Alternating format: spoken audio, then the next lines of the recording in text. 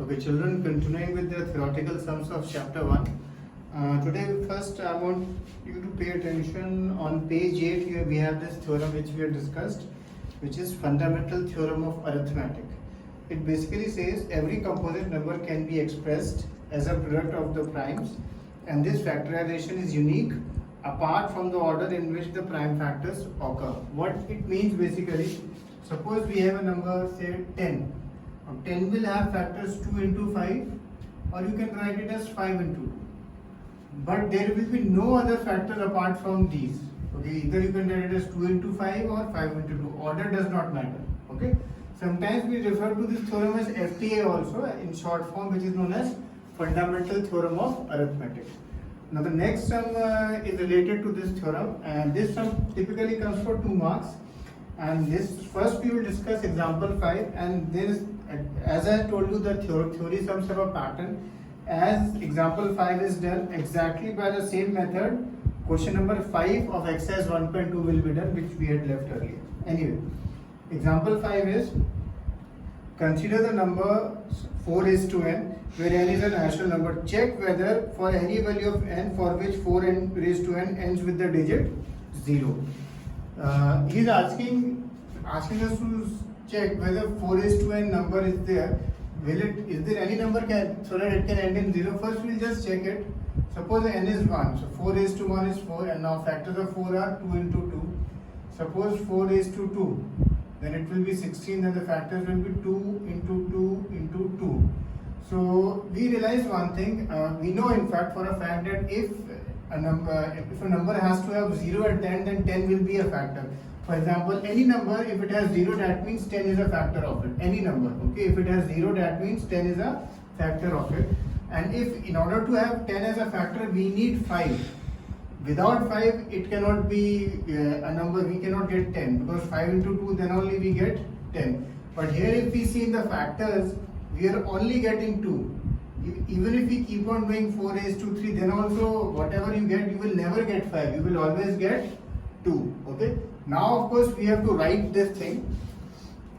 This we just saw it logically. Now we have to write it. So how does it go?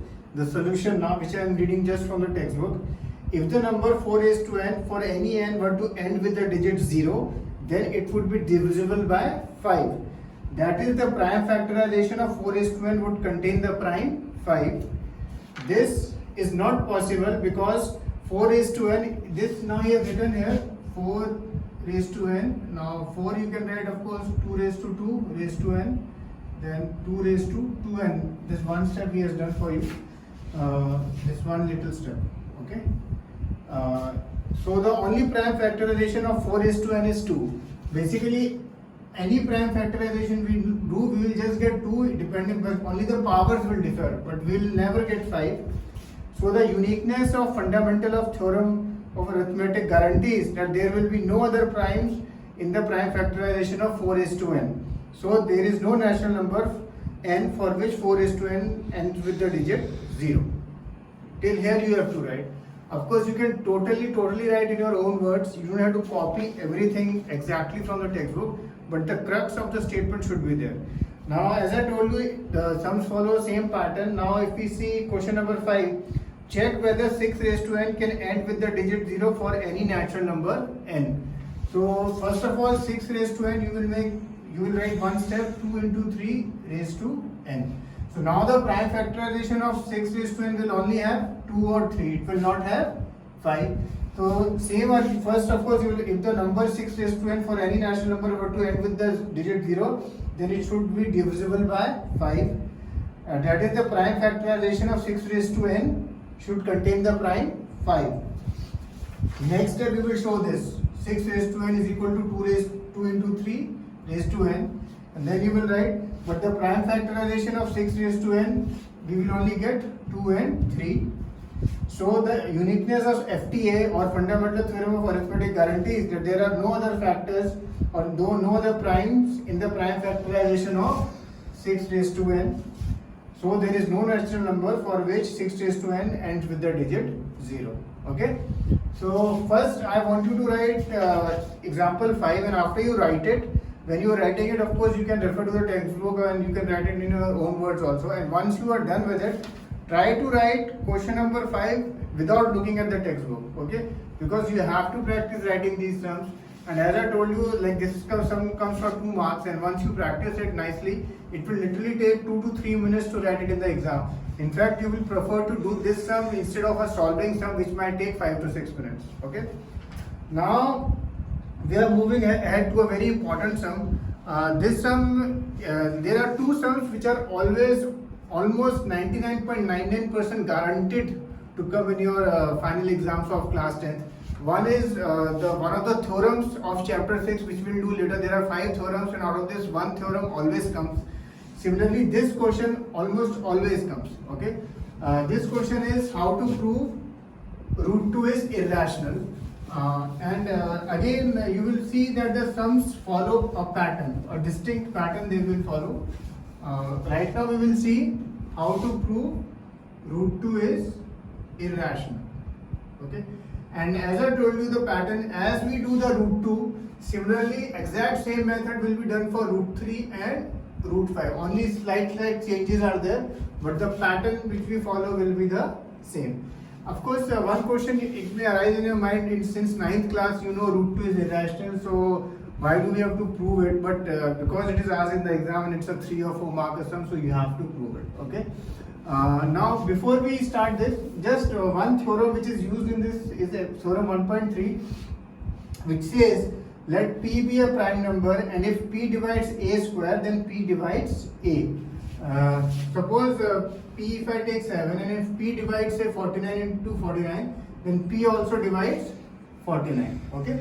And one more thing, suppose 7 is say dividing 14, okay?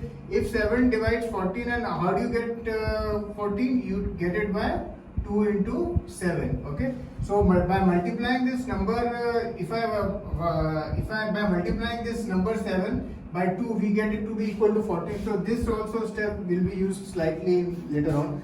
Now we begin theorem 1.4. Root 2 is irrational. Now this, as you can see, there is a black box mark there. From theorem 1.4 till here, you have to write it, okay? You have to write it once, and then later on you can slightly change the answer in your own words. And here in example 5, a couple of changes you have to do in the textbook. Where prove root 3 is irrational, here we can find integer. Instead of a, write r, instead of b, write s, and here you write root 3 is equal to r upon s. Similarly here, suppose r and s have a common factor other than 1, we divide by this, and here you write root 3 is equal to a by b. Make these changes, okay? Make these changes in your textbook using a pencil. Anyway, now we begin. Proof. First step, let us assume root 3 is rational. We say it is a rational number. Now, as you know, in 9th class we have done any rational number, you can represent it in the form of a fraction. So, and let me represent in the form of r by s. Okay, root 2 is equal to r by s. Now we find integers r by s so that we can represent it like this. Now assume that r by s have some common factor. Suppose, in a sense, suppose this was say 21 and this is 14. Okay. Now we divide these two numbers by such a number so that they don't have any other common factor in between. For example, we divide this by 7 3s are, 7 2s are. Now there is no common factor. Remember that. This is the most common, this is the most important statement in this. That there is no common factor now in between. Okay. Suppose r and s have a common factor other than 1. Then we divide by the common factor to get root 2 is equal to a by b. So we have divided by the common factor. So no common factor apart from 1. So now root 2 is equal to a by b, where a and b are basically co-prime, you can say, with no common factors. Now we cross multiply. B root 2 is equal to a. Then we square both sides. Then we square both sides. As you know, square of a root is the number itself. So 2b square is equal to a square. To get root 2 is equal to a upon b, where a and b are co-prime, cross multiplying, b root 2 is equal to a. Squaring on both sides and rearranging, we get 2b square is equal to a square. 2b square is equal to a square. Now we will use this theorem. Therefore 2 divides a square. and therefore by theorem 1.3 it follows that 2 divides A. That means 2 divides A. So we can write A is equal to 2C. And why we can write A is equal to 2C? Suppose 14 suppose 7 is dividing 14, so 14 we can write 2. 14 we can write 7 into a constant. Here constant was 2, so instead of constant we can write C. So similarly, that's how here A is equal to 2C has come, because 2 is dividing A. Now substituting here, 2B square is equal to 4C square, B square is equal to 2C square.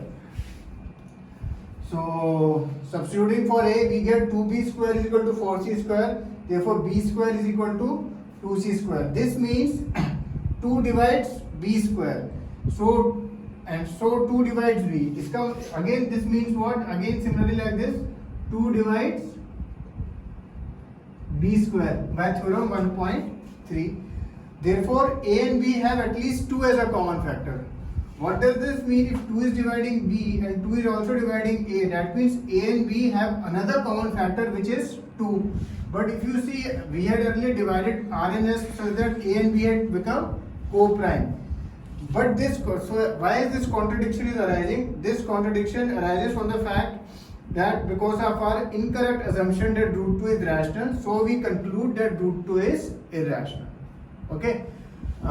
When you are writing it, first you write it as it is, okay, and then you have to read it 2-3 times, okay.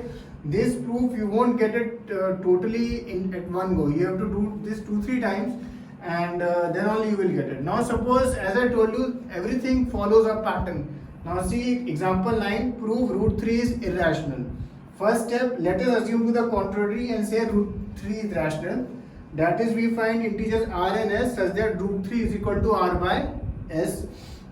And similarly again the same step, we divide R by S by such numbers so that we get two numbers A and B such that they are co-prime.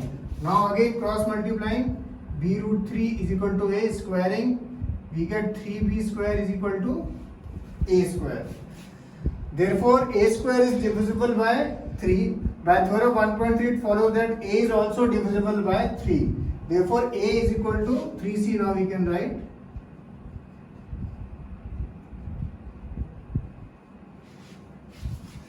So that B square is equal to 3C square. This means B square is divisible by 3 and B is also divisible by 3. So in this case, when we are talking about root 3, we will get the number 3, which will be a common factor in A also and in B also. So again, this contradicts the fact that they were co-prime, and this contradiction has arisen because of our incorrect assumption. Okay. So I will give you root 3, root 2 is irrational. These two you have to write, and then exercise 1.3 first sum. Prove root 5 is irrational. Okay. Again, root 5 is irrational. Exact same pattern you will follow, but in that, like in root 2, you got 2 as a common factor in both. In root 3, you got 3 as a common factor in both, and in root 5, you will get 5 as a common factor in both. Okay. So after this, only one type of sum is left, theoretical, which we'll do in the next class. Cheers.